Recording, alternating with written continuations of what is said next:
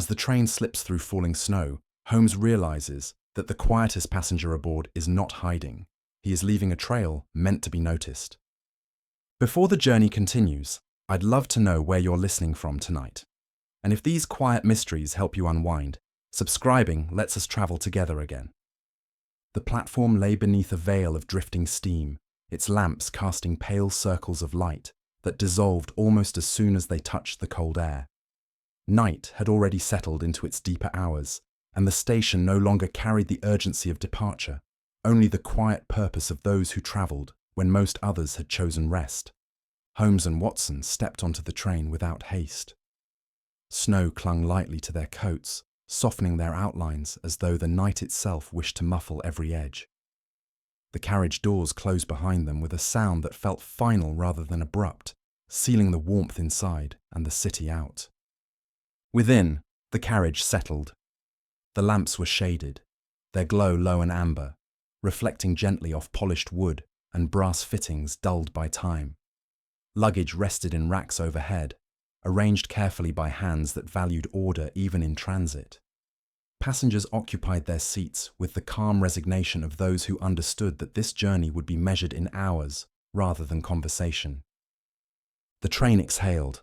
A distant whistle sounded, long, unhurried, followed by the soft tremor of movement as the engine drew itself forward. Snow brushed past the windows in slow, deliberate streaks, the world beyond dissolving into white and shadow.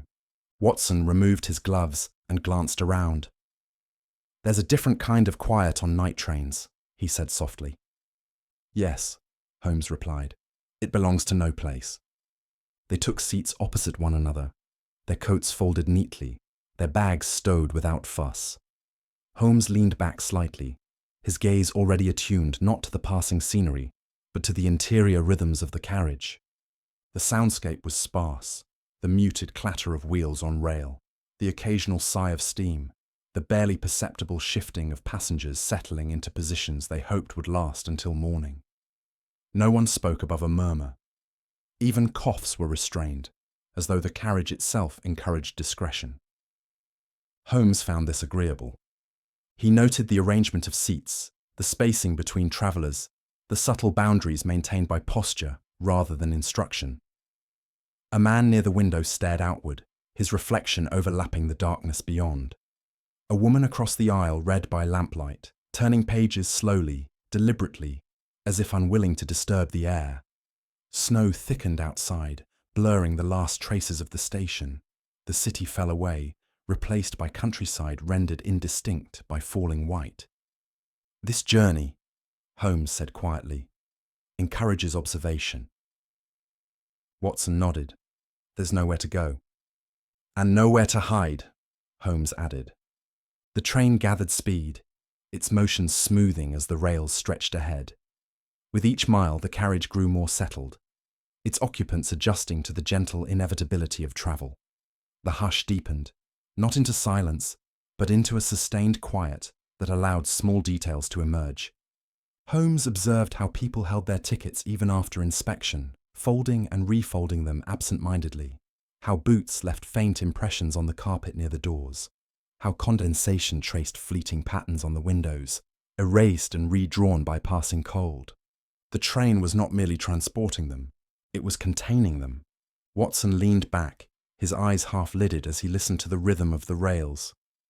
"It's easy to forget where you are," he said. "That," Holmes replied, "is when people become themselves." The lamps flickered once as the train entered a stretch of darker track, then steadied. Outside, the snow seemed endless, a quiet companion to the motion. Holmes allowed himself to relax into the seat, his attention sharpening even as his posture softened. Night trains invited patience. They rewarded those willing to wait. Somewhere ahead, the track curved northward, the engine pulling steadily through a landscape increasingly erased by winter. Inside the carriage, the quiet held, not tense, not expectant, but attentive. Holmes closed his eyes briefly, not to sleep, but to listen. This was the sort of journey where nothing happened loudly, and those he knew were often the ones where everything mattered. Holmes noticed him not because he drew attention, but because he avoided it with such consistency. The man sat 2 rows ahead, near the window, his posture upright but relaxed, as though he had settled into that position long before the train departed. His coat was neatly buttoned, his gloves placed carefully beside him rather than worn, despite the cold that lingered in the carriage. He did not lean back. He did not fidget. He did not appear to prepare for sleep. Most telling of all, he did not speak. When the conductor passed through to check tickets, the man produced his without a word, holding it at precisely the right angle, then returning it to his pocket, with a motion so practiced it suggested repetition rather than habit. When a porter paused briefly near his seat, the man acknowledged him with a slight inclination of the head, neither inviting conversation nor dismissing it. Watson noticed him eventually too. "He hasn't moved," Watson murmured. "No," Holmes replied softly, "but he has noticed everything." Holmes watched as the man's gaze shifted subtly, not scanning, not darting, but adjusting. He looked not at faces, but at reflections, at the glass of the window, at the polished brass of the overhead rack, at the faint silhouettes cast by lamplight against the opposite wall. When the train slowed slightly through a curve, the man adjusted his footing just enough to compensate, though no one else seemed to notice the change. When snow struck the window more heavily, his eyes lifted, not in curiosity, but in calculation. "He listens," Holmes said. Watson frowned. "Everyone listens. Not like this." Conversation rose briefly in the carriage when 2 passengers across the aisle exchanged quiet remarks.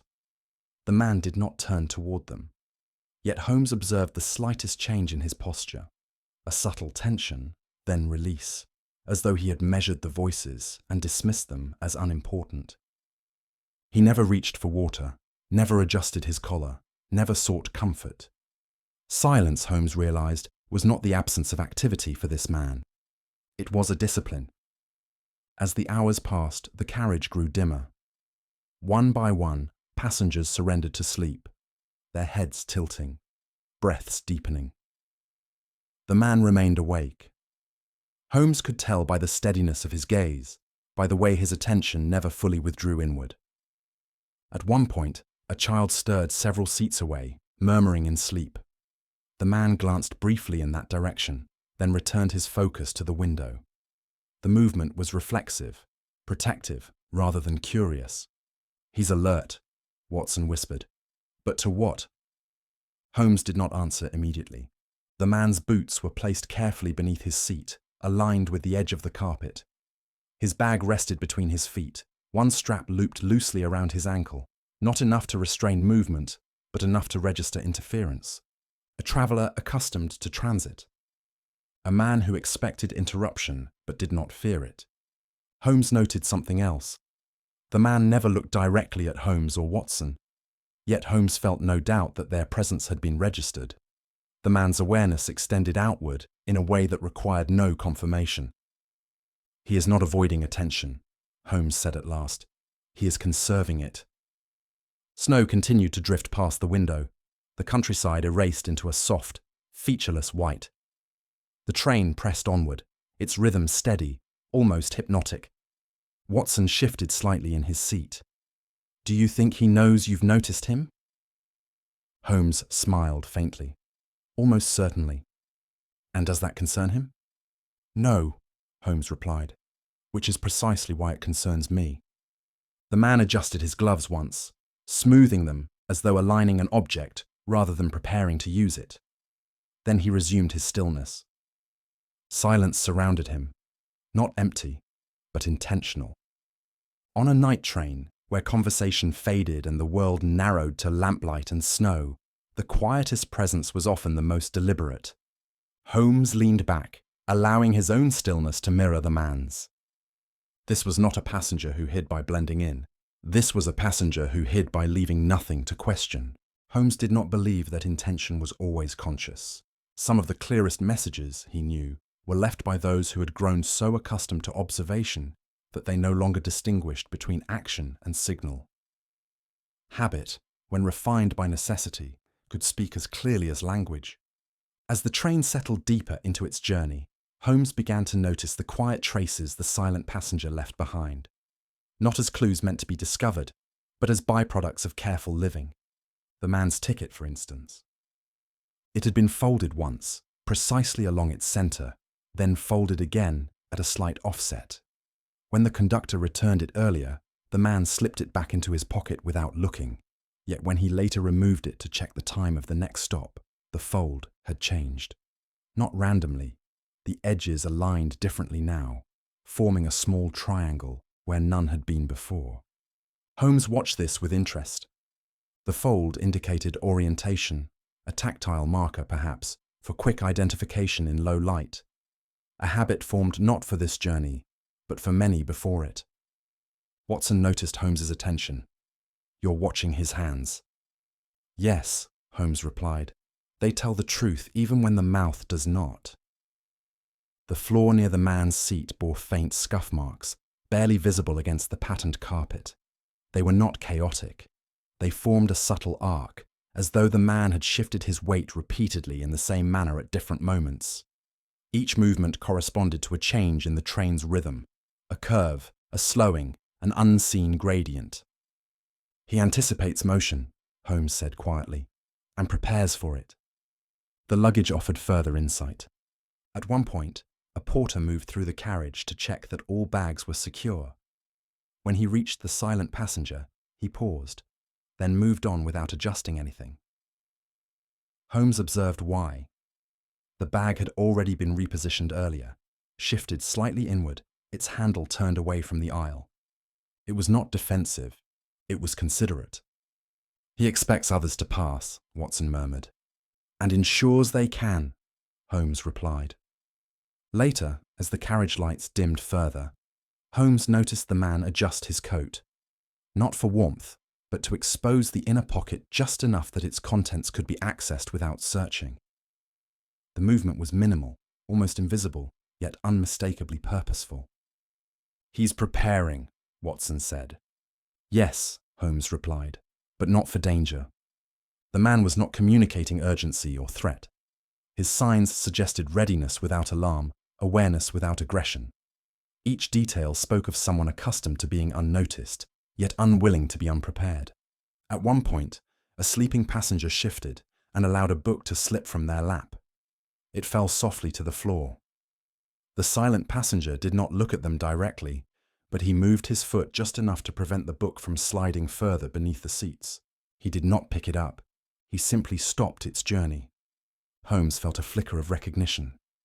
He intervenes without announcing himself. Watson nodded. "As though he doesn't wish to be thanked." "Or acknowledged," Holmes said. "Only effective." The signs accumulated quietly. The way the man aligned his boots after briefly stretching his legs. The way he adjusted the curtain beside the window to eliminate reflection, then returned it to its original position. The way he timed his movements to coincide with louder sounds, the whistle, the hiss of steam, masking them entirely. "These are not messages," Watson said slowly. "They're habits." "Habits," Holmes agreed, "are messages repeated until they forget they are speaking." Holmes realized then that the man was not attempting to communicate with anyone in particular. He was simply leaving behind a trail of order, a pattern of decisions that revealed his inner logic to anyone patient enough to observe. The signs were not intentional in the way clues were left at a crime scene.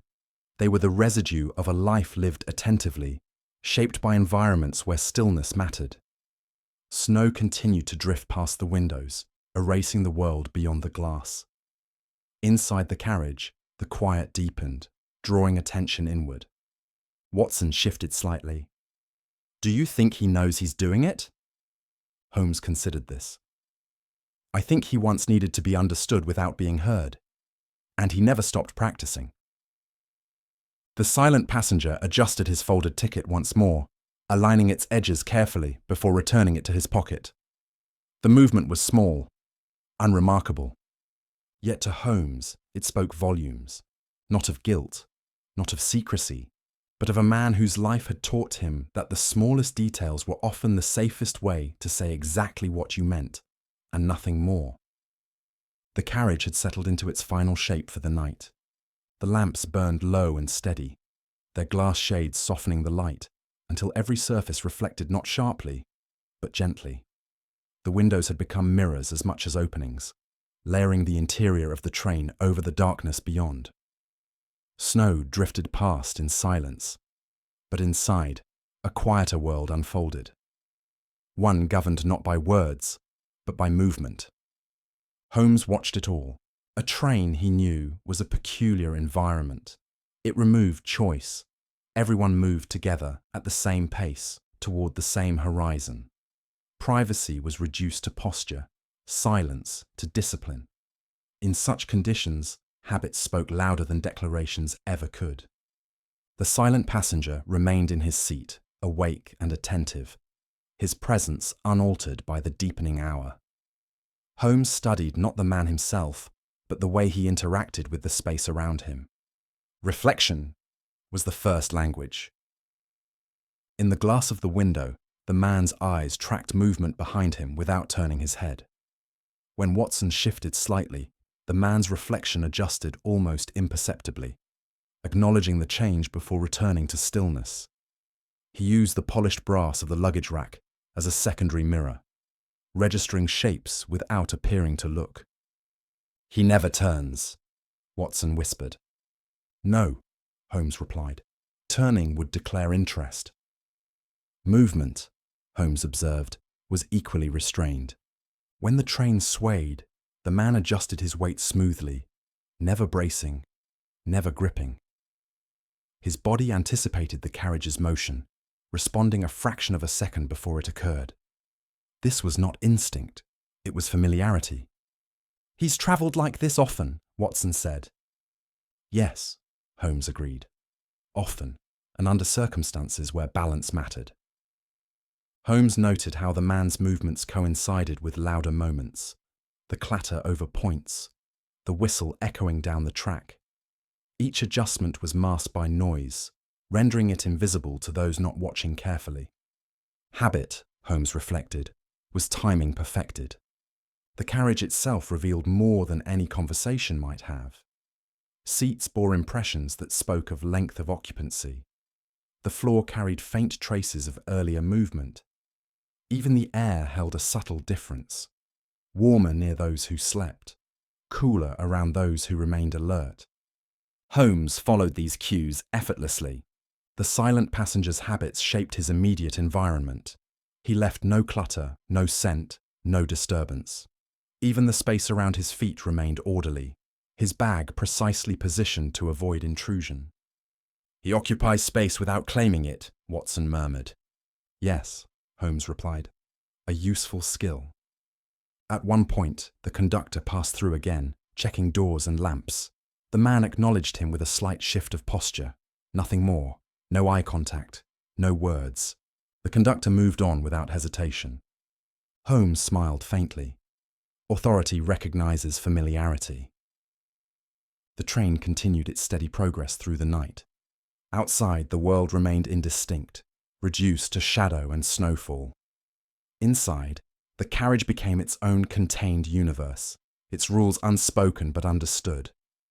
Holmes turned his attention briefly to the other passengers. A woman slept fitfully, her movements uncoordinated. A man across the aisle snored softly, his body surrendered entirely to rest. Their habits spoke of trust in the train, in the night, in the assumption that nothing would require their attention. The silent passenger offered no such surrender, yet neither did he project threat. "He is not guarding against us," Watson said slowly. "He's guarding against interruption." "Yes," Holmes replied. "He values continuity." Holmes realized then that the man's silence was not absence. It was presence distilled, a way of occupying space without disturbing it, of observing without declaring oneself an observer. The carriage reflected this philosophy perfectly. The train moved forward without concern for individual intention, carrying all passengers equally, indifferent to their stories. Speech became unnecessary. Motion became message. Holmes leaned back, allowing his gaze to soften without disengaging. On a train, there was no escape from observation, only the choice of how much one revealed through habit. And in that quiet carriage, as snow continued to erase the landscape beyond the glass, Holmes understood that the man's silence was not concealment. It was fluency, a language learned in places where words had ceased to be reliable. The snow thickened as the train pressed farther into the countryside, transforming the view beyond the windows into something both empty and immense. Fields vanished first, then hedgerows, then even the suggestion of distance itself. What remained was motion without reference, a steady glide through white, punctuated only by the faint silhouettes of trees that appeared and disappeared like half-remembered thoughts. Holmes watched the change with quiet interest. "There is a particular honesty to snow," he said softly. "It removes context." Watson, gazing outward, nodded. "It feels as though we're moving through nothing at all." "Precisely," Holmes replied. "And in doing so, it reveals everything that remains." The carriage grew quieter still as the landscape emptied. With nothing outside to distract the eye, attention turned inward. The rhythm of the wheels became more pronounced. The soft breathing of sleeping passengers stood out more clearly. Even the creak of wood and metal settling into motion gained significance. Isolation sharpened perception. Holmes found that his awareness narrowed, not uncomfortably, but deliberately. The train had become its own world, sealed, self-contained, stripped of unnecessary detail. In such conditions, the smallest variation mattered. He observed how the silent passenger responded to the changing environment. As the snow grew heavier, the man's posture shifted slightly forward, not from tension, but from attentiveness. His gaze no longer drifted toward the window as often. Instead, it settled inward, toward reflections, toward movement within the carriage. "He's adjusting," Watson murmured. "Yes," Holmes replied. "Snow limits the unknown. It brings focus." Outside, the white deepened, swallowing even the faint outline of the track. The train seemed to float now, suspended between departure and arrival. Time softened. Minutes lost their edges. Inside, habits grew more visible. A man several seats away stirred in his sleep, murmuring indistinctly. The silent passenger noticed immediately, his attention shifting without movement. When the sleeper settled again, the man's focus returned to its prior state, the adjustment complete. Snow erased distance, Holmes reflected, but it heightened proximity. Without landmarks, the mind searched for pattern. Without variety, it attended to nuance. The isolation imposed by winter travel did not dull awareness, it refined it. "This is why people reveal themselves on long journeys," Holmes said. "There is nowhere else for attention to go." Watson considered the idea. "The world becomes very small." "And therefore," Holmes replied, "very detailed." The train slowed briefly as it climbed an unseen incline, the engine labouring quietly. Snow struck the windows more insistently now, the sound muted but persistent. The silent passenger adjusted his coat, not for warmth, but to maintain balance as the train shifted. Again, anticipation rather than reaction. Holmes noted how the man's movements grew even more economical as the outside world vanished. Each adjustment was precise, nothing wasted. "He's accustomed to being alone with his thoughts," Watson said. "Yes," Holmes replied, "and with responsibility." The snow outside erased tracks almost as soon as they were laid. Holmes found this oddly reassuring. Whatever lay behind them no longer mattered. The train carried them forward through a blankness that demanded presence rather than memory. Inside the carriage, the snow created a kind of equality. Titles, destinations, intentions, all were reduced to silhouettes in lamplight. What remained were habits, awareness, restraint. Holmes turned his attention briefly to his own reflection in the window, layered over the drifting white beyond.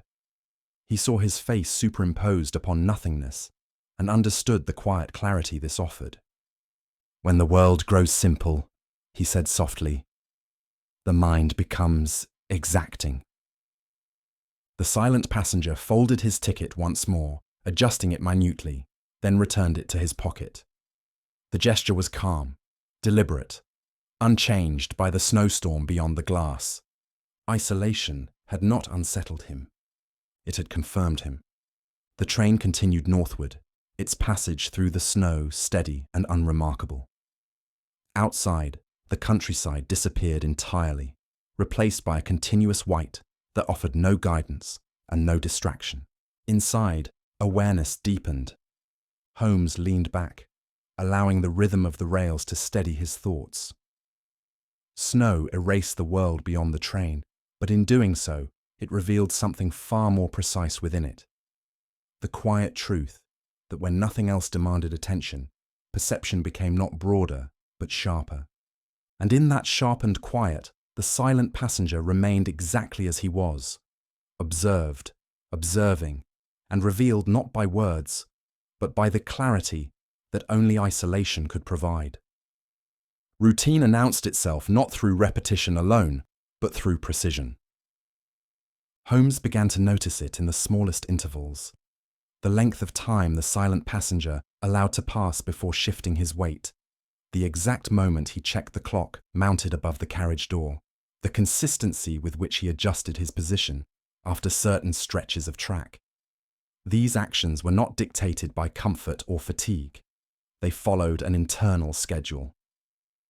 The destination does not concern him, Holmes said quietly. Watson watched as the man glanced at the clock once more, then folded his ticket without looking at it. Then what does? Time, Holmes replied. Or rather, moments. The train moved steadily northward, stopping only briefly at isolated stations where lamps glowed against snow and disappeared again almost at once. At each deceleration, the silent passenger became more alert, not anxious but attentive. His gaze sharpened, his posture aligning with the subtle changes in rhythm. Yet he never prepared to disembark. When the train slowed near a small platform buried in snow, Holmes noticed how the man's attention rose and fell in tandem with the engine's breath. The moment passed, and he relaxed again, returning to stillness as though that pause had been anticipated and accounted for. He's measuring, Watson murmured. Yes, Holmes replied, but not distance. Holmes tracked the pattern carefully. Every 40 minutes, the man adjusted his gloves. Every hour, he checked the clock, not the watch in his pocket, but the public timepiece, as though aligning himself with the train, rather than his own sense of time. At certain intervals, he shifted his bag slightly, ensuring its position remained unchanged relative to his feet. These habits were not anxious tics, they were confirmations. He's ensuring continuity, Holmes said, that nothing has deviated. Watson frowned. From what? From expectation. As the night deepened, the routine held. Snow blurred the landscape beyond recognition, but inside the carriage, time remained exact. Holmes noticed how the silent passenger's actions corresponded to sounds rather than sights. The change in pitch as the train entered a curve, the distant echo of a whistle, the subtle pause as the engine laboured against gradient. He knows the route, Watson said. Yes, Holmes agreed, or at least he knows this portion of it intimately. Yet the man showed no anticipation of arrival, no preparation for departure. His routine did not crescendo toward an endpoint. It looped. Purpose, Holmes realized, was not always directional. The man's attention spiked briefly during a longer than usual stop, his eyes lifting as the train idled beneath a snow-laden platform. He did not rise. He did not reach for his coat. Instead, he waited until the engine's rhythm resumed, then returned to his habitual posture. That stop mattered, Watson said. Yes, Holmes replied, but not in the way we would assume. Holmes considered the implications. A man whose purpose was tied to timing rather than place was not travelling in the usual sense. He was accompanying something, observing it, guarding it perhaps, or ensuring its proper unfolding. He is not a passenger, Holmes said softly, not in the conventional sense. Watson glanced toward the man. Then what is he? Holmes did not answer immediately. Routine, he reflected, was often mistaken for monotony. In truth, it could be a form of vigilance refined until it became invisible. By repeating actions at precise intervals, one created a framework within which deviation could be detected instantly. The silent passenger's routine allowed him to notice what others missed. Holmes observed how the man's eyes lingered briefly on a door after each stop, how he registered the presence or absence of the conductor, how he noted changes in the carriage's population without acknowledging them. "He's not waiting to arrive," Watson said slowly. "He's waiting for something to occur." "Yes," Holmes replied, "and until it does, he remains exactly where he needs to be." The train pressed onward through snow and darkness, its journey marked by hours rather than miles. Inside the carriage, routine continued its quiet assertion, shaping time into manageable segments. Holmes leaned back, satisfied. When a man's purpose was rooted in timing rather than destination, it meant that the journey itself was the field of action. And in that field, every moment mattered, not for where it led, but for what it preserved. The silent passenger adjusted his gloves once more, precisely on schedule. The routine held, and Holmes knew then that whatever mystery lay ahead would reveal itself not at the end of the line, but in the moment when that routine finally, deliberately, broke.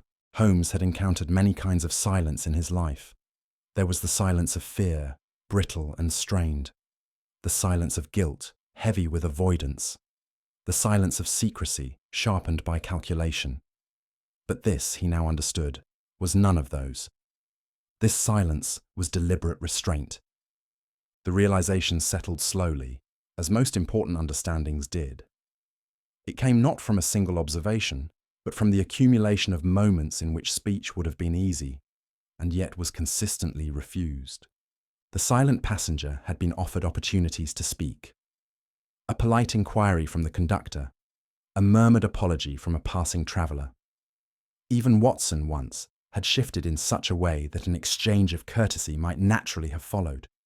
Each time, the man responded with presence rather than words, acknowledgement rather than engagement.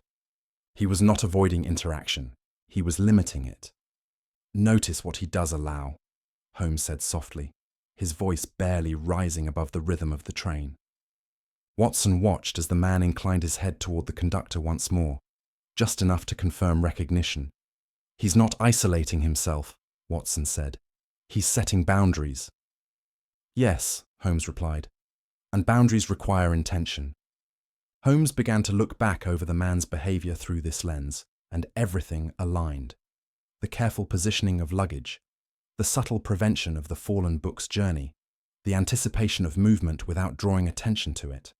Each action had intervened just enough to maintain order, never enough to redirect it. The man's silence was not emptiness. It was containment. "He could speak," Watson said. "Nothing prevents him." "Precisely," Holmes replied, "which means his silence is a choice." Outside, snow continued to erase the world beyond the windows, reducing the journey to motion and time. Inside, the carriage felt smaller now, more intimate, its remaining wakeful passengers bound together by shared quiet. In such spaces, Holmes knew, speech carried weight. Words lingered. They created expectations, demanded responses, altered the emotional balance of those who heard them. Silence, by contrast, allowed continuity. The silent passenger understood this instinctively. Holmes observed how the man's attention sharpened during moments of potential disruption, yet he never addressed them verbally. When the train jolted slightly over uneven track, he adjusted his stance without comment. When a door failed to close fully at one stop, he watched until it was secured by the conductor, offering no reminder, no instruction. "He trusts others to fulfill their roles," Watson said. "Yes," Holmes replied, "and intervenes only when necessary." Restraint, Holmes reflected, was not passivity. It was a disciplined form of engagement, the decision to act only when action would preserve rather than dominate. The man's silence protected not himself, but the delicate equilibrium of the carriage. Conversation would have drawn attention. Attention would have invited interpretation. Interpretation would have disrupted the quiet cooperation that allowed the journey to proceed smoothly. The man's quiet was an offering. "He's protecting the space," Watson murmured. "Not hiding within it." Holmes nodded. Silence, when chosen carefully, allows others to remain themselves. The man never sought sympathy, never invited curiosity, never asserted authority. His restraint ensured that nothing in the carriage revolved around him, not even the mystery of his presence. And yet, paradoxically, this was what made him impossible to ignore to someone like Holmes. A silence chosen not from fear, but from respect, was rare. As the night wore on, Holmes noticed how the man's stillness seemed to calm the space around him. Passengers slept more soundly nearby. Movement near his seat was unhurried. Even the conductor's steps softened slightly when passing. No one was aware of this influence. That, Holmes thought, was the mark of true restraint. "He's learned," Holmes said quietly, "that the most effective way to protect something is often to refuse to claim it." Watson glanced toward the man once more. "And what is he protecting?" Holmes did not answer immediately. The train's whistle sounded faintly in the distance, muffled by snow. The wheels continued their steady song. "Time," Holmes said at last, or rather, the uninterrupted passage of it. The silent passenger adjusted his posture minutely, completing another interval of his routine. His quiet remained intact, unbroken, purposeful. It was not concealment, it was stewardship. And Holmes understood now that whatever lay ahead in this mystery would not be uncovered through confrontation or confession, but through patience equal to the silence that guarded it. The past announced itself not through confession, but through resonance. Holmes became aware of it during one of the longer pauses, when the train stood idling at a remote platform buried beneath snow. The lamps outside glowed dimly, their light swallowed almost immediately by falling white.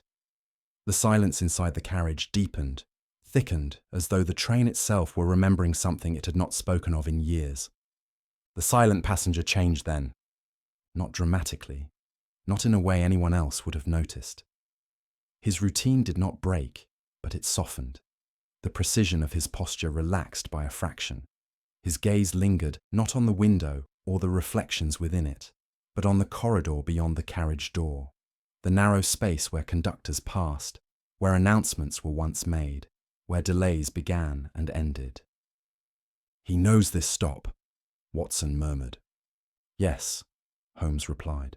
Or rather, he knows what once happened near it. The train resumed its motion, but something had shifted. The man's attention no longer tracked the present moment alone. It reached backward, measuring the now against something long concluded, but never finished. Holmes reviewed the signs he had gathered. The discipline of silence, the devotion to timing, the instinctive protection of continuity. These were not the habits of a man merely travelling. They were the habits of a man returning. Railways, Holmes knew, had their own peculiar ghosts, not apparitions, but memories preserved in procedure, incidents recorded quietly, adjustments made without explanation, schedules altered, then forgotten. The man's routines aligned not only with the train's rhythm, but with its history. "He's not watching for what might happen," Holmes said softly. "He's watching to ensure something does not happen again." Watson followed the thought carefully. An accident? Possibly. Or a failure that never made the papers. Holmes observed how the man's attention sharpened at certain sounds. The pitch of the whistle, the duration of braking, the exact moment doors were secured. These were not general precautions. They corresponded to specific vulnerabilities, a memory encoded into habit. At one point, the conductor paused near their seats, consulting a small ledger. The silent passenger's eyes lifted briefly, registering the man's presence, the book in his hands, the time recorded there. Then he looked away. "He's checking the checks," Watson said. "Yes," Holmes replied, without interfering. Holmes understood then that the man had once been part of the railway, not as a passenger, but as a custodian of its order. An inspector, perhaps, a signalman, someone whose responsibility had involved preventing disruption through foresight rather than reaction. And something had gone wrong, not dramatically, not violently, but enough to leave an imprint that time alone had not erased. The snow outside thickened again, erasing landmarks and distance alike. Holmes found the metaphor apt. History, like snowfall, often concealed rather than removed. What remained beneath could still shape movement. The man reached into his coat and removed a small object. Not a watch, but a metal token, worn smooth at the edges. He held it briefly, turning it once between his fingers, then returned it to his pocket. Holmes caught his breath quietly. "A rail pass," Watson whispered. "An old one." "Yes," Holmes said. "No longer valid, but still carried." The object was not a souvenir. It was a reminder, not of where the man had been, but of what he still considered himself responsible for. Holmes felt no impulse to confront him. The past the man carried forward was not one that demanded exposure. It demanded respect. "He's ensuring continuity," Watson said, "because once, continuity failed." "Yes," Holmes replied, "and the cost of that failure taught him silence." The train moved on through the snow, its progress steady, its interior unchanged. Passengers slept. The conductor completed his rounds. Nothing outward marked the weight of memory now riding within the carriage. Yet Holmes felt certain of it. The silent passenger was not fleeing the past. He was accompanying it, ensuring that what had once been lost to inattention would never be lost again. And in that quiet stewardship, Holmes recognized a familiar shape of devotion. A man who had learned that some debts were not repaid through confession or correction, but through lifelong vigilance. The past carried forward not as burden, but as duty.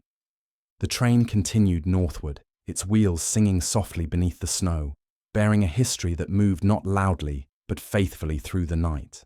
Holmes had long understood that intervention was not synonymous with resolution. There were moments when confrontation clarified, when a question placed at precisely the right instant could unravel even the most carefully constructed deception. But there were also patterns so carefully sustained that to interrupt them would not reveal truth. It would distort it. This was such a pattern. Holmes chose deliberately not to speak. He did not test the silent passenger with questions, nor did he allow Watson to do so. He did not adjust his position to draw attention, nor did he introduce any new variable into the quiet economy of the carriage. Instead, he observed, patiently, respectfully, allowing the man's routine to continue unbroken. "The pattern must finish," Holmes whispered. Watson nodded, understanding that this was not passivity, but restraint. The train pressed onward through the snow, its progress steady and assured. Inside, the carriage maintained its gentle hush. The silent passenger continued his intervals, checking the clock, adjusting his gloves, registering each stop and sound without reacting to them. Holmes watched for deviation, not disruption, completion. It came subtly. At a station deeper into the night, one that lingered longer than the rest, the silent passenger's routine shifted by a fraction. He checked the clock twice, not anxiously, confirmatory. He rose slightly from his seat, then settled again. His bag, for the first time, was repositioned not for balance, but for access. The moment passed. The train moved on. Holmes felt no triumph, only recognition. "This is the point," he murmured. The man's attention intensified during the next stretch of track. He listened more closely now, not to the general rhythm, but to specific variations. A longer break, a different pitch in the wheels, a brief pause where none was expected. Yet still, he did not speak. Holmes realized that the man was not waiting for Holmes to act. He was waiting for the train to prove itself, to pass a threshold where past vulnerability had once manifested. The pattern was nearing its end. Snow continued to erase the world beyond the windows, but inside the carriage, time sharpened again. Holmes could feel it narrowing toward a conclusion not marked by arrival, but by reassurance. When the train slowed unexpectedly between stations, a subtle shift rippled through the carriage. A few passengers stirred. The conductor paused mid-step. The silent passenger stood then, fully, quietly, his movements smooth and unhurried. He placed his hand briefly on the wall beside the door, not to steady himself, but to listen. Holmes did nothing. Watson held his breath. The train resumed its pace. The man remained standing for a moment longer, then returned to his seat. His posture changed, relaxed now, not vigilant. The routine ended. Holmes exhaled softly. "It's done," he said. Watson glanced at the man. "What happened?" "The moment he was waiting for," Holmes replied, "passed without incident." The man did not acknowledge Holmes or Watson. He did not collect his belongings or prepare to leave. He simply sat, allowing the weight he had carried to ease. Holmes understood then that the man's purpose had not been to prevent something actively, but to witness its safe passage. His presence alone, attentive, restrained, silent, had been his contribution. Confrontation would have broken the spell. A question would have demanded justification. Recognition would have transformed duty into spectacle. By allowing the pattern to complete itself, Holmes had preserved its integrity. As the train continued its journey, the silent passenger finally leaned back, closing his eyes for the first time. Sleep claimed him gently, without tension. Holmes smiled faintly. Some mysteries resolved not when exposed, but when allowed to end on their own terms. Observation, when practiced with patience, could be an act of respect. And in the quiet carriage, as snow continued to fall and the rails sang their steady song, Holmes knew that the truest resolution had already occurred, unnoticed, uninterrupted, and exactly as it was meant to be. The slowing of the train announced itself long before any platform came into view. It was not abrupt. The rhythm of the rails softened first, the steady cadence stretching slightly, like a breath held longer than expected. The vibration beneath the floor changed character, losing its certainty and adopting a gentler resistance, as though the landscape itself had begun to push back. Holmes felt it at once. Across the carriage, passengers stirred without waking, their bodies responding instinctively to the shift. A cup rattled faintly in its holder. The lamp swayed just enough to remind the room that motion, though constant, was never guaranteed. The silent passenger changed. Not in posture at first, not in position, but in attention. His eyes opened fully, alert in a way they had not been for hours. He did not look toward the window, where snow continued to blur the darkness. Instead, he turned his gaze inward, toward the door at the end of the carriage, toward the narrow space where the conductor would soon appear. Watson noticed it too. "He's awake," he whispered. "He was never asleep," Holmes replied, "but now he is present." The train slowed further. Outside, the whistle sounded once, short, restrained, its echo swallowed by snow. The countryside offered no landmarks, only a sense of openness interrupted by nothing at all. Inside, the man's routine altered by a fraction. He reached down and adjusted his bag, turning it so the clasp faced upward. He placed both feet flat on the floor, aligning them precisely with the edge of the seat. His gloves, which had rested untouched for hours, were slipped on. Not hurriedly, not tightly, but with intention. Preparation, Holmes thought, not departure. The train's brakes whispered softly, a long, controlled murmur rather than a sharp complaint.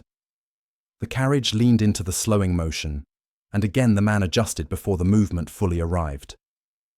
"He knows this place," Watson murmured. "Yes," Holmes said. "Or he knows what this place once demanded." The train crept forward now, almost gliding, its speed reduced to something cautious and deliberate. The lamps outside appeared, not a station as such, but a suggestion of one.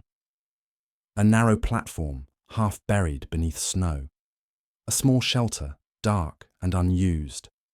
No waiting figures, no movement. The train did not stop immediately.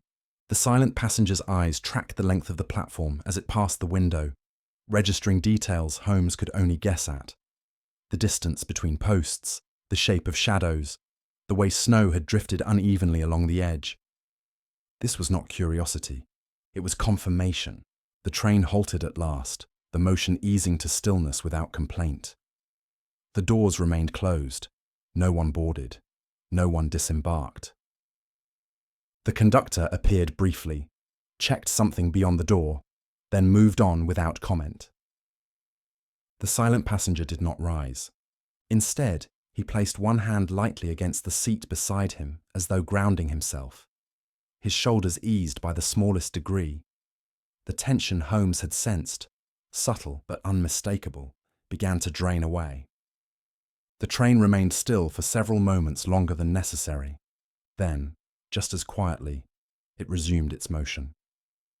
As the wheels began their steady song once more, the man removed his gloves and returned them to their place. His bag was repositioned, not for access now, but for rest. His feet shifted back into their earlier alignment. The routine did not resume. It concluded. Watson exhaled slowly. "That was it," he said. "Yes," Holmes replied. "The threshold."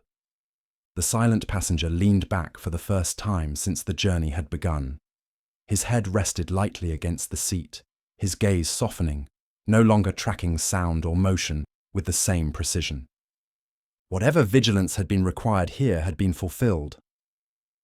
Holmes felt a quiet satisfaction settle over him. Not triumph, not relief, but recognition.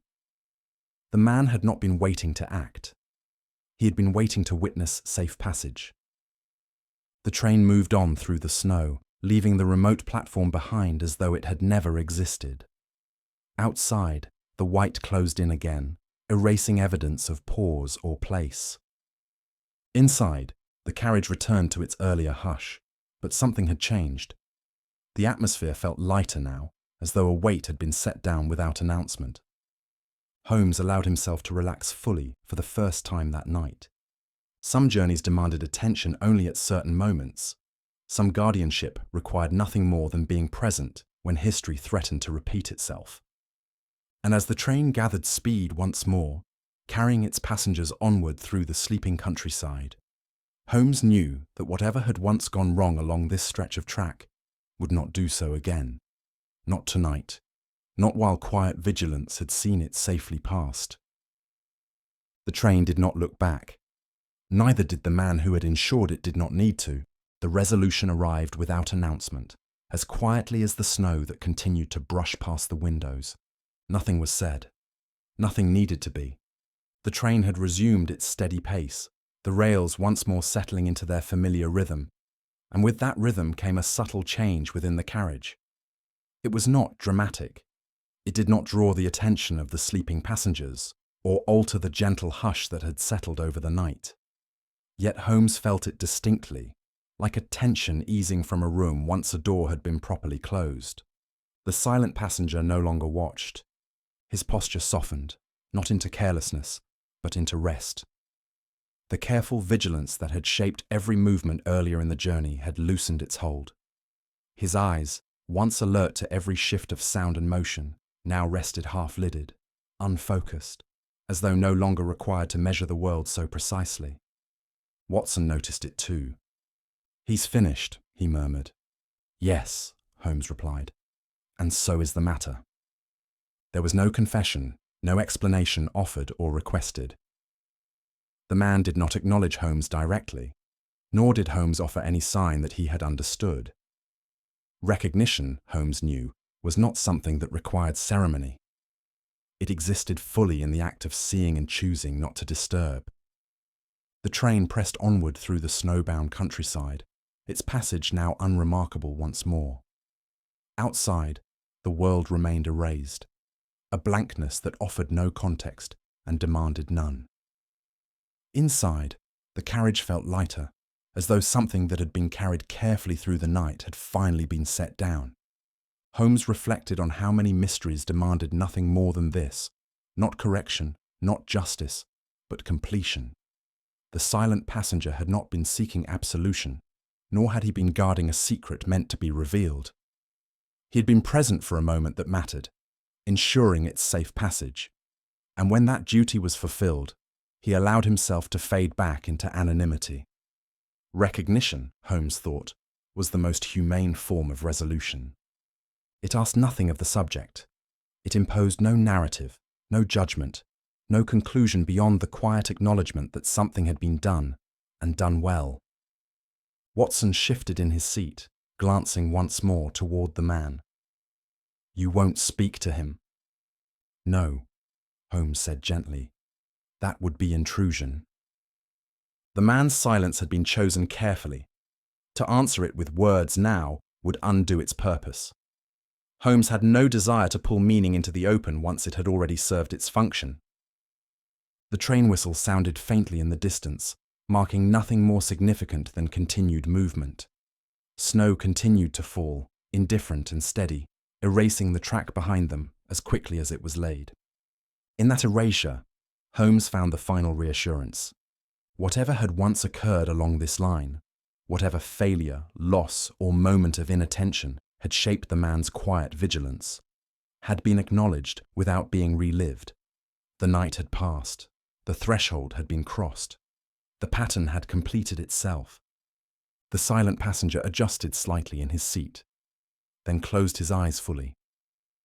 Sleep claimed him not as escape, but as permission. Holmes leaned back, allowing his own attention to soften. The mystery had not ended with answers, but with understanding, the kind that did not insist on being carried forward. As dawn approached somewhere beyond the snow, the train continued its journey, bearing its passengers toward destinations that mattered less than the moments that had occurred between them. Some resolutions, Holmes reflected, were meant to pass unnoticed. They did their work quietly, leaving behind no trace but a sense of rightness, a feeling that something had been allowed to conclude as it should. And in that passing, the mystery found its end, not in exposure, but in the simple, respectful act of being seen and left undisturbed. The snow beyond the window had begun to change its character. What had been dense and deliberate through the night now thinned into softer veils, drifting rather than falling, as though the land itself were loosening its grip on darkness. The sky held no colour yet, only a pale suggestion of light, waiting patiently behind cloud and horizon. Dawn was approaching, not with urgency, but with inevitability. Holmes watched it in silence. The train continued its measured advance through the countryside, its motion steady and unremarkable, a thing that required no attention now that the night's purpose had been fulfilled.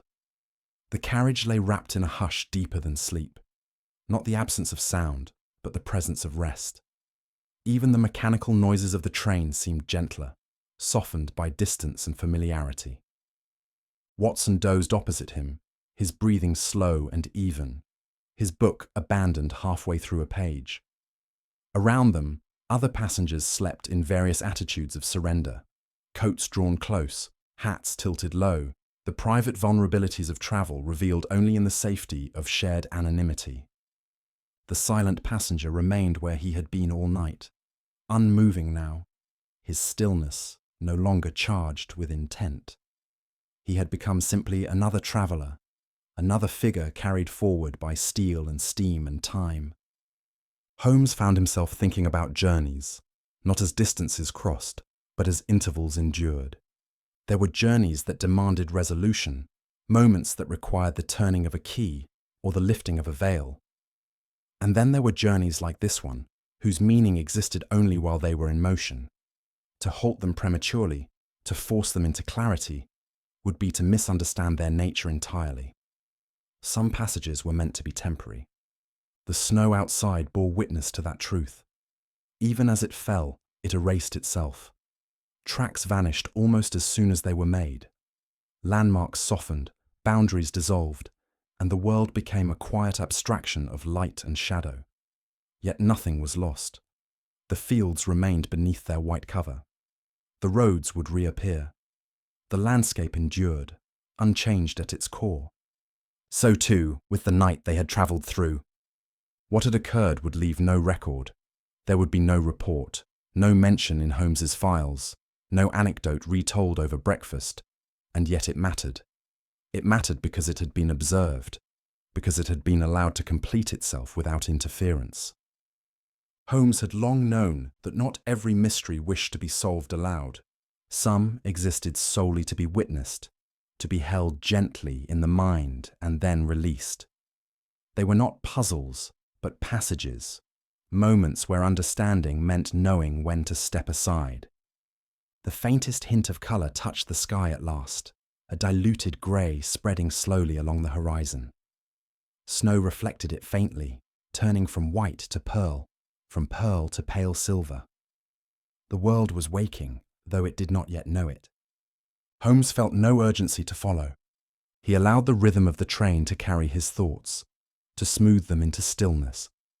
Whatever the silent passenger had carried with him through the night, grief, duty, remembrance, or simply habit, had reached its proper end. The train had borne it faithfully. The snow had hidden it kindly. Soon stations would appear, doors would open, names would be spoken again. The ordinary mechanics of the day would resume their rule. But for this moment, between darkness and light, the journey remained intact. Holmes closed his eyes, not to sleep, but to rest within the knowledge that some endings did not announce themselves. They arrived quietly, without ceremony, and asked only that they be respected. Beyond the window, the snow continued to drift, already preparing to disappear.